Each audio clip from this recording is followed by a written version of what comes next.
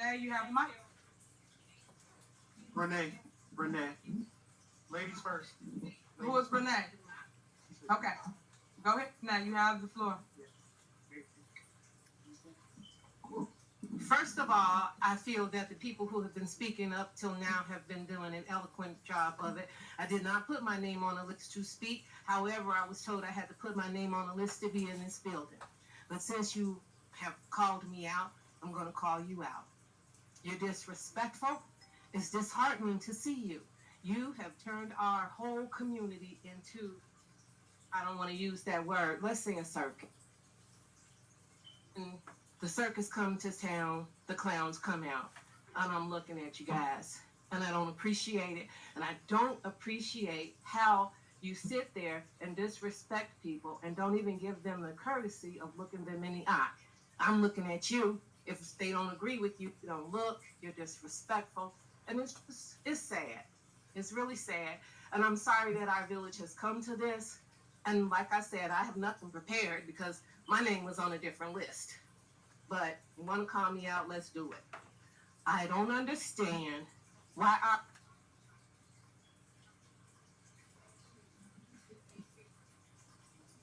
I don't understand that, and I don't appreciate that. Your house probably not even in Dolton. So when the fire come and the whole town burned down, you really don't give a damn. Anytime you treat the firefighters that way, it's deplorable. And like I say, I don't have anything planned to say because everybody else does it so eloquently. But it is what it is. You gotta agree with that woman. I mean, come on. Y'all know Tiffany don't live in that town no more. It's like firefighters ain't being paid. They probably won't show up. Hey there, yeah, there's certainly been no shortage of drama here in Dolton, much of which we've reported on, but there was a new twist last night as the union representing Dolton firefighters began asking some very tough questions at the village board meeting. I'm here today with fellow members of 3766 looking for answers. Dolton firefighters and their union president confronted Dolton Mayor Tiffany Henyard with a list of questions and grievances. Today, the union president telling me they'd simply had enough. With everything going on in the village and on the media, at some point we just got to put our foot down and get the answers to the questions that we have. The 15 full-time Dolton firefighters have been working without a pay raise or a new contract for the past 4 years. They worry Dolton isn't paying their insurance premiums because they're getting stuck with big medical bills. 3 members now who have pregnant wives and little ones at home, they're getting health insurance claims denied. And the firefighters' own money that's deducted from their paychecks for the retirement fund isn't getting deposited. I just think it's mismanagement. I think there's so much going on that no one can keep up with, like a priority list of what's important. They're fed up.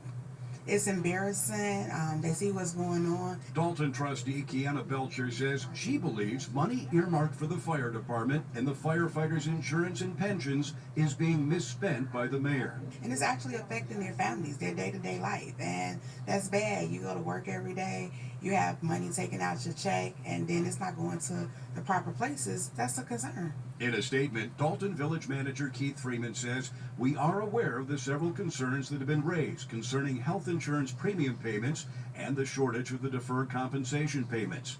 We are committed and working tirelessly to remedy the challenges that we share as a village to attempt to make the bargaining members whole again." The Dolton Fire Department is here to serve and protect the residents of the village of Dolton, and we do this with pride. We will continue to serve despite the fact our health insurance is not being paid, our retirement funds are being taken from us, and workers' compensation claims are not being handled properly. These are serious issues, and they need to be addressed and fixed immediately. She's sitting in her little castle somewhere while the whole town is burning down. The gates have been breached. The Golden Company. Our men will fight harder than sellswords ever could. They will defend their queen to the last man. Yes, Your Grace. The Red Keeper's never fallen. It won't fall today. Now, we all know the super mayor wants everybody to bow down. Kneel. Before your queen. I didn't think so. Y'all know who I'm talking about. I'm talking about Mayor Porkchops.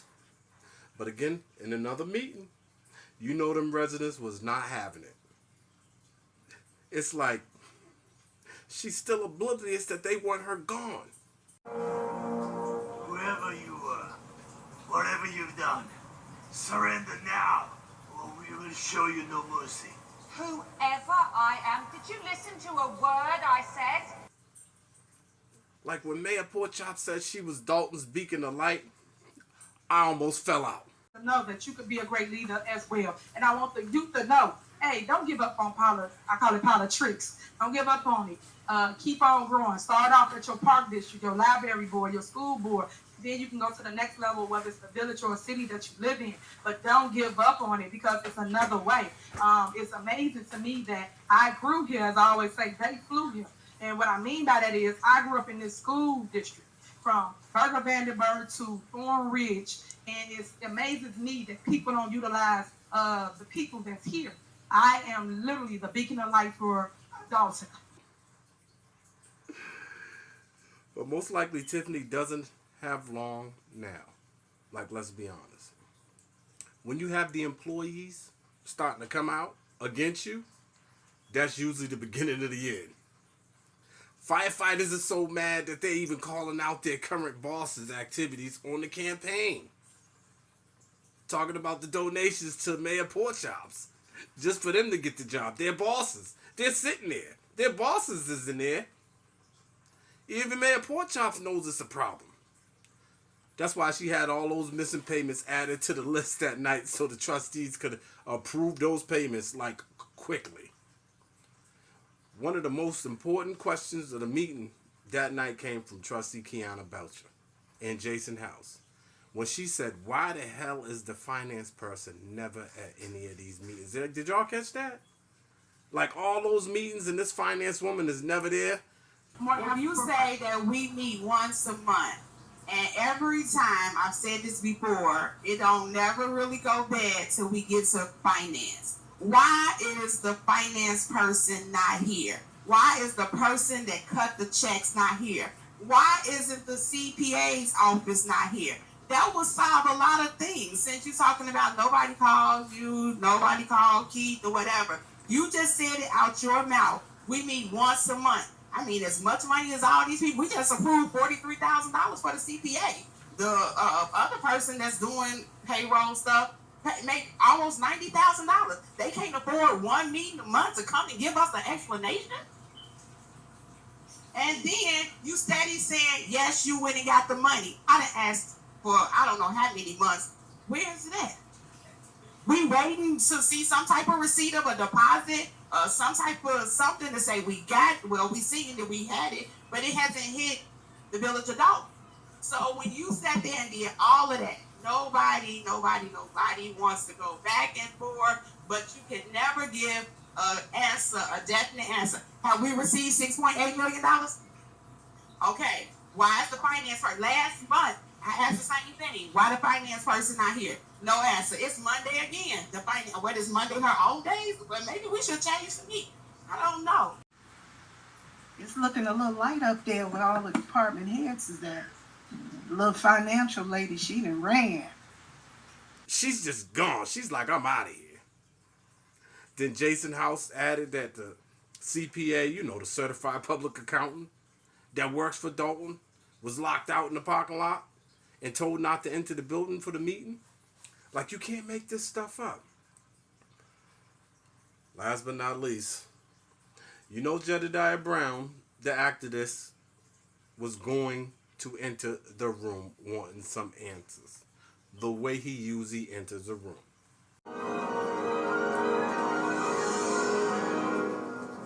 Were you that day? Yes, we are here to speak with the mayor of Henyard. Of course. He has been expecting you. Follow me. And he has the well-deserved support of Dolton residents. Like he's a rock star. Because to them, he's like a rock star. Let's be honest.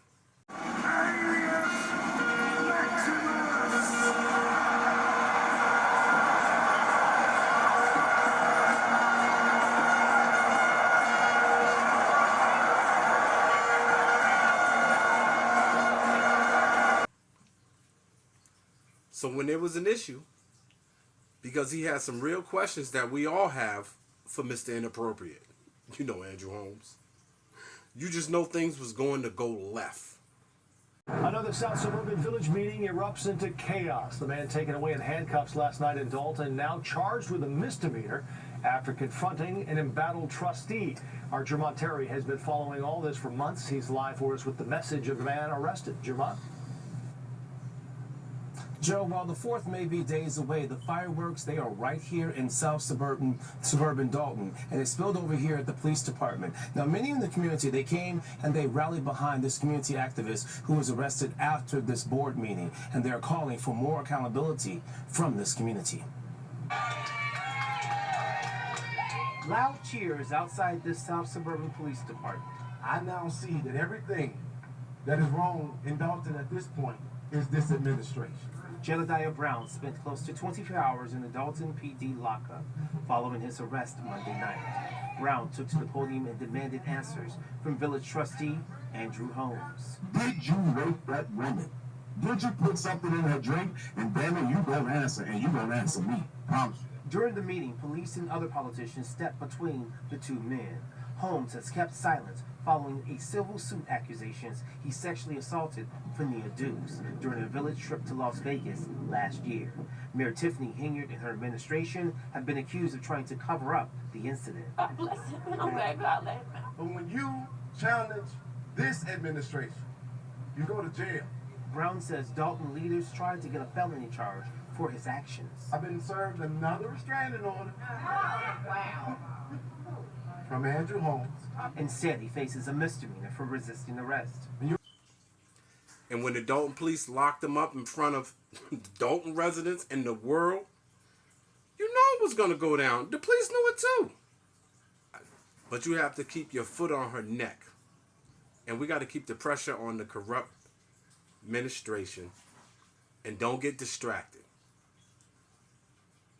As always, man, like, comment, and subscribe. Let me know what you think. And I'll see you on the next one. Or not. Deuces. This is